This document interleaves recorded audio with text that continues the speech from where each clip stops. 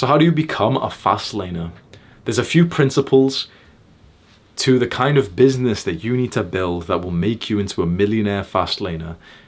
There's 5, and they are sense, control, entry, need, time, and scale. Let me walk you through them.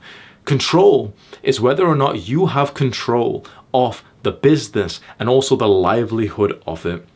If there's something with high control, a business with high control, that means that there's no one entity that can fuck you. If there's a business with low control, that means that there is some kind of entity, company, client who can ruin your life. What do you think YouTube is? Answer this right now. As a YouTuber, do I have high control or low control over my business? High or low? It's low. Right? Because YouTube as a company can just ban me and they've shown that they will do this. So I have low control over my business. That's a bad thing. Then there is entry. Entry refers to how hard it is to enter this business.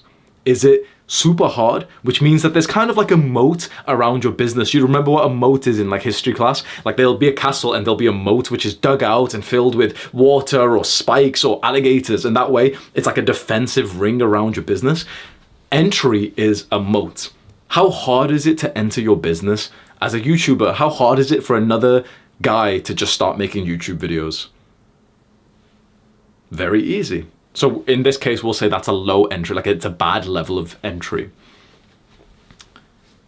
How about need? How much of a need is there for this business? Think about the thing that you want to get into, or maybe YouTube. How much of a need is there? How much value are you providing? What level of pain points are there in the business or the market that you're getting into? Need is all about just how many people want to buy the thing that you're about to produce.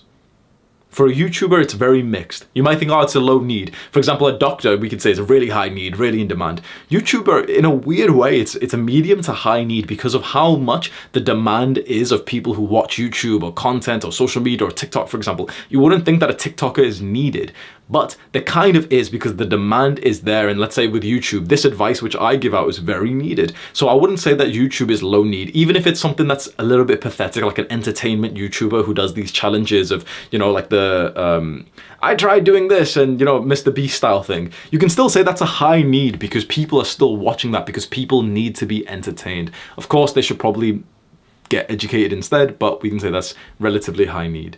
So if you're thinking about a business right now, you should be following along and asking these questions, and I'll walk you through like an actionable step in a second. Then time. And this is the one that most people actually know about. You want a business that's detached from your time so that your time has leverage. As a YouTuber, do I have a good use of time in this business? Is it detached from my time? Yes, I can make a video, and a video from 2 years ago is still making me money today. Awesome, there's high leverage on my time. For a doctor, for example, does he have high leverage on his time? Not at all. He can only work for 12 hours a day. He can't produce something that kind of does, the work for him, whereas the content does, like the video does the work for me. So he's got low usage of his time. And then finally, scale. Can you scale? Can you help or give value to hundreds or thousands or millions of people at once? As a YouTuber, you can. As a doctor, you can't. So these are just some examples. So sense, it's very interesting and it's very worthwhile for you to almost write down, if you wanted to do this, write down the letter CENTS and whatever business model you're thinking, put it against sense. Now, it does not need to be totally that every single one is checked off. For example, as a YouTuber, most of them aren't checked off. But it's just something to guide you into making a business decision. You might be wondering, what is the absolute ideal business with this sense protocol? Is there something that has yes on every single one?